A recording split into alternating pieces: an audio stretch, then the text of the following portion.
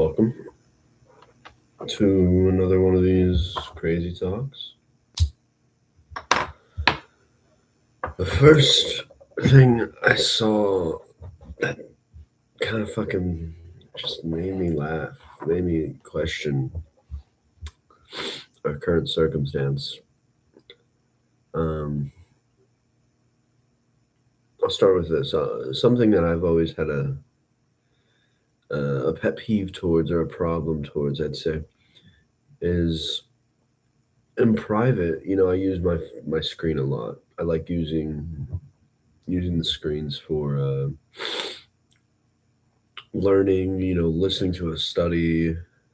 Listening to a lecture, like reading a study, figuring out books, um, figuring out people, like finding out about certain fucking just random shit. The screen is great in private, I would say. Has its public uses, but when I'm sitting there on, I forget what app I was on, but I saw this like rollout from Elon about uh, this new version of a like a Uber or a cab driver, and it's a Tesla. And the difference in a Tesla cab or a Tesla Uber compared to a normal one would be this enclosed capture. It looked like it was on the windows, sort of the back windows, not the front windows or whatever. But this enclosedness, or this like an enclosed um, area where there's screens. I'm guessing inside. I didn't really see the inside model yet because I think it's still in the works. But it brought up a really interesting thought that I've had.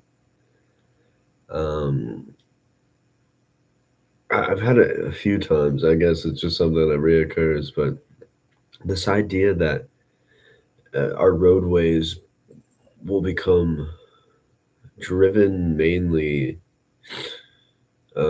by like robot or like artificial intelligence drivers. And I thought about just humans catering towards the luxury or the convenience of not driving and just sitting in the back while their robot drives them fucking 30 hours, right? Driving would essentially become like a robot, sort of artificial intelligence type of thing. My idea would be that traffic would inevitably just speed up if there's all these fucking robot drivers, because the convenience of the driver is now in the hands of the robot, but also like their time is not focused on driving. And I think the implementation of these sort of cars that have screens or TVs or internet access in the back or in them while the robot drives, I think is it's futuristic, first of all. I think it's dangerous for our current society. Um, I think it's very dangerous for the way people are currently living. I think I don't know. I think it can only go. I think it can only just happen and we can experience it. But I'm just noticing how this might affect or directly impact the mind of certain individuals when the car can do it all for them and they can go these different places for whatever the price is. Um, Another thought occurs is something I always try to do is I never try to be on my phone in public or outside my house. Like, it's not that I'm not on it if I need to be on it, but I really don't like the idea of stepping outside or going sitting on my porch and then going and looking at my phone. Like, what I notice is that if not everyone that I've seen in the past like week or two they walk outside and there's just a phone in their hand, and I swear they hold it like this, like they hold it while they're walking like this as they're like looking down at it. It's not like it's like a grip in your hand and you're not focused on it. They're focused on it, and this kind of goes back to not my original idea, but just an idea that I'm going to emphasize in these talks is that screens are drugs. Stimulation from them can be used as an addiction or a drug. It can be abused as one, I think. And I think I think when we have spaces or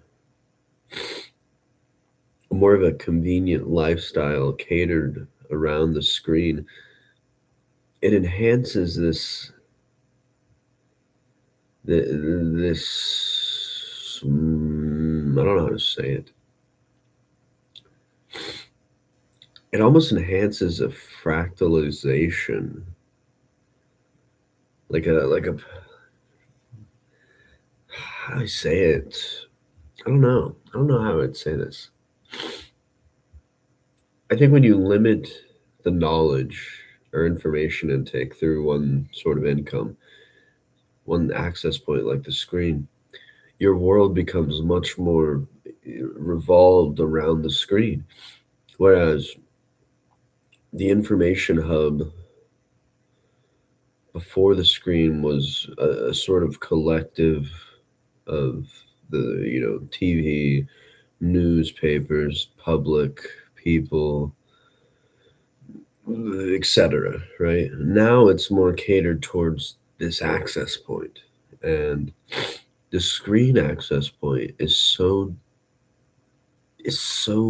tainted with bias and also agenda, and the average person cannot see past it. I can't even see past it sometimes, and it's not like that. I'm always watching with such intention, but it's an interesting um, it's interesting to me to consider the implications of an abundance or more of a convenient lifestyle towards screens and this feeling the screen brings. And I believe that the feeling the screen brings to sort of the individual when they are addicted or drawn towards it more than anything is the superiority of the ego. And the ego is a necessary function for the self. Um, but the ego in this case has to be very careful of falling victim to a capitalistic model of almost a pseudo revolution, a false sense of action, a false sense of speaking, and a false sense of reaching out towards the ears and the eyes of the public.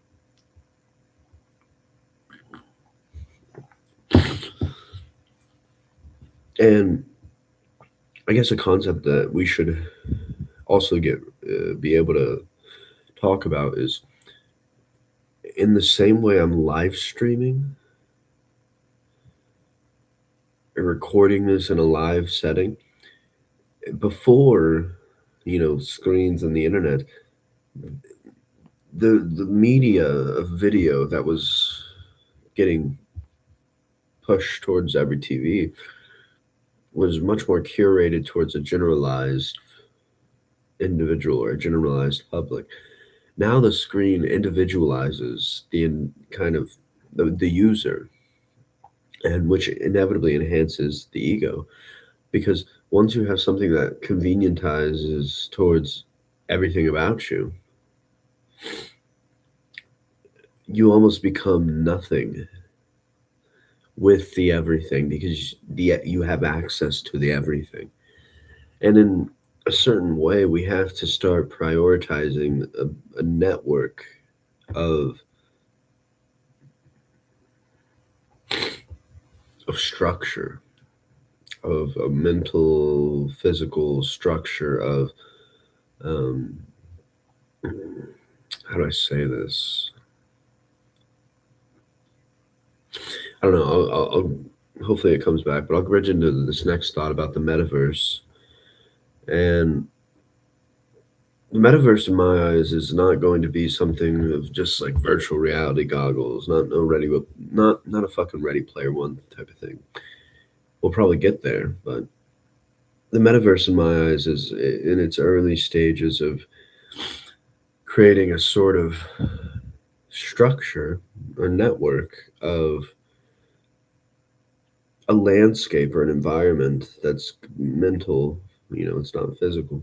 It's not physical in the sense of I'm grabbing this coffee cup. It's physical in the sense it's confined to a screen. And the metaverse, in my eyes, is now rapidly expanding. The cars, the robot, the drivers with, TV and internet in the back seat, to um, just the addiction people have with their phones outside in public. I went to the library a couple times, and the saddest thing about the library, I think, now is I think the saddest thing about the library is that everyone goes to access their computers. There's readers, sure, but to me, it's few and far between. And even if there are readers there, the structure, the setup is more categorized towards a computer system finding the book than the human walking around wandering and finding these books, because it's set up in such a way where a computer has it categorized and what's the word, filed under a certain way, so the computer finds the book for you, you don't. So in the same way now, there's no spontaneous action. The computer finds it all for you. The computer has it all for you. I can't emphasize it enough. And what was I gonna say? Um,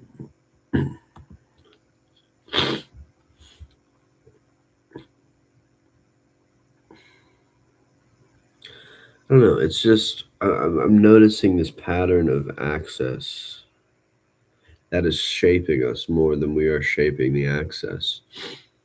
And to sort of wrap this talk, I want to keep these short. I was reading. Maybe I'll read it. Maybe I'll read it here. Gonna have to take off my glasses for this one.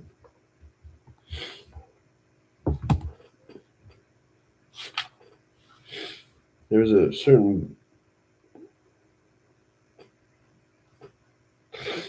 What was it? Where was it?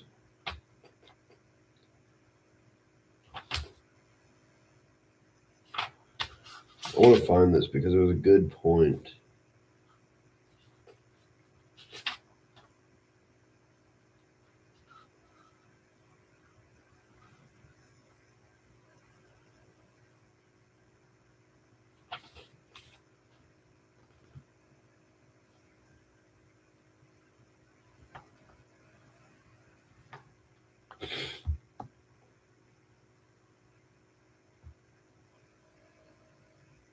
I don't know. I want to read this about. I don't know. It made very.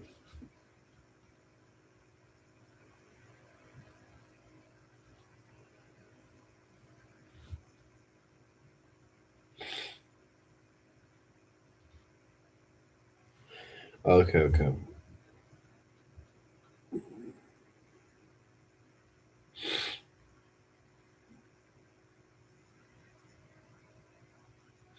Okay, it says the context of this is um, writing about the writing about Washington D.C. and the Senate and the government buildings and the surrounding life around it. About it being, and during this time it was the rape capital of the world, and there was a lot of crime, and there kind of still is. But it says, if this is what's happening in this town, I felt the thing to do was to get right on top of it. But paranoia gets very heavy when there's no more humor in it. And it occurs to me now that maybe this is what happened to whatever remains of the liberal power structure in Washington. Getting beaten in Congress is one thing, even if you get beaten a lot.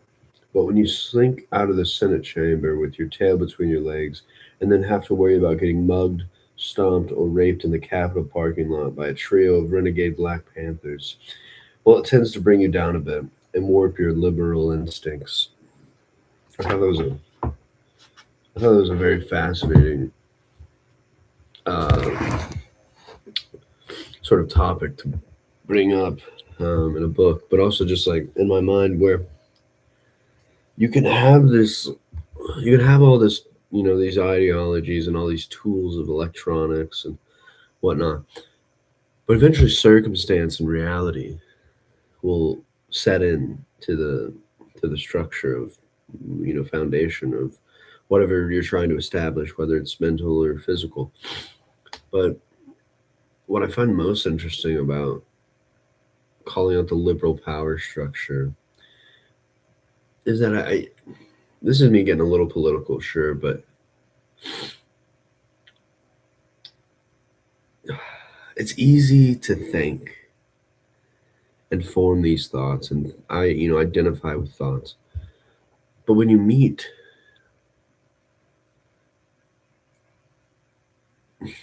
a gun in your face, when you meet the circumstance of, am I about to get my kick shit in, or my shit kicked in? That's a different feeling. You're in a different state of survival. And I think we're gonna be noticing the bridge between these states of survival. These states of, oh yeah, this perfect ideological free love, peace and love, and this other side of, you're gonna get shot if you walk over here. And I'm being dramatic. Not all people are this violent, but circumstance alone shapes people more than an ideological undertone, I would say. And I think one of the key things I've noticed since moving to the city and kind of leaving the shire, leaving my hometown, if you will, is that we're not much different, but city people have a tendency to to emphasize in a very dramatic way their helplessness or their shamelessness. And in a way, I believe that when you are invoking your own helplessness, or you're appearing to be shameless in the eyes of everyone, you are sort of like dancing around with the shackles, on your hands and on your feet. To tie this all together, to keep it kind of shorter, we're going to have to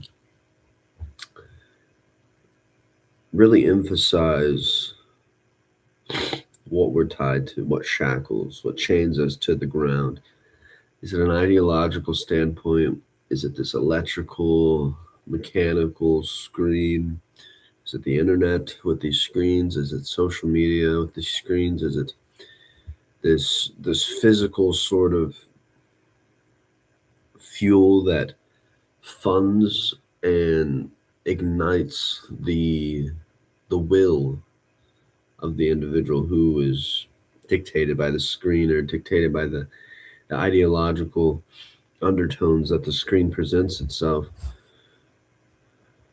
Are we moving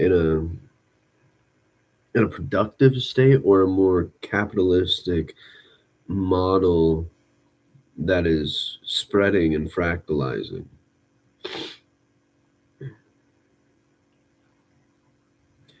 I think people believe that AI is going to bring us this convenience that we won't be able to, or that this convenience that we won't be able to like trade out for or trade in for.